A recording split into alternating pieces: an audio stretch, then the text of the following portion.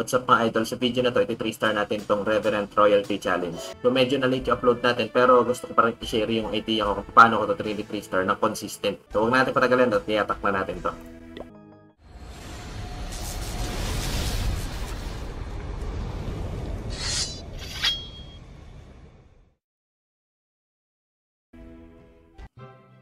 So una, gamitin natin na wall breaker dito sa taas para i-trigger yung poison tower.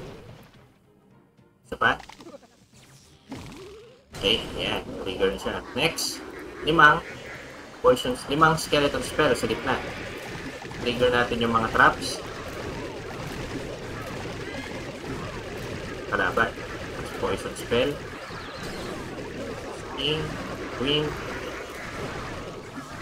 Lang natin maubos yung mga skeleton. Ayan lang na muna natin siya. So as much as possible yung king at queen natin, maano siya, magamit natin yung kanyang ability sa either dun sa Inferno Tower o dun sa Town Hall. So ayan, pwede na natin gamitin yung king ability. Didiretso na yan sa Inferno Tower. Next, ang ating queen, papunta naman yun sa Town Hall. Okay, queen ability na natin para mabilis din yung maubos yan. Tapos gamitin natin limang bad spell sa baba pag nawasak yung Town Hall. Kasi didiretso na yung queen papunta dun sa Inferno Tower.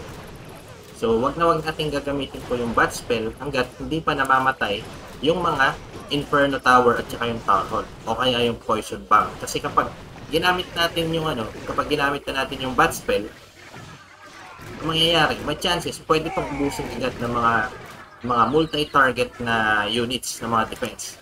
So ayan, may kita mo, kayang-kaya na siya 3-star ng king, tsaka ng mga summon barbarian nito, tsaka ng mga bats itong challenge na to.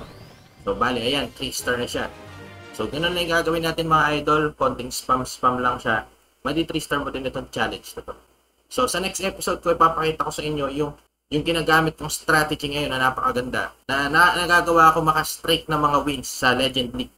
So yung mga troop composition nun, sa next video, ipapakita ko po sa inyo mga idol. So, stay tuned mga idol. My name is Nico. Salamat po sa panonood. See you soon sa mga next videos. Ingat po kayo palagi. God bless. Bye-bye. I'm out.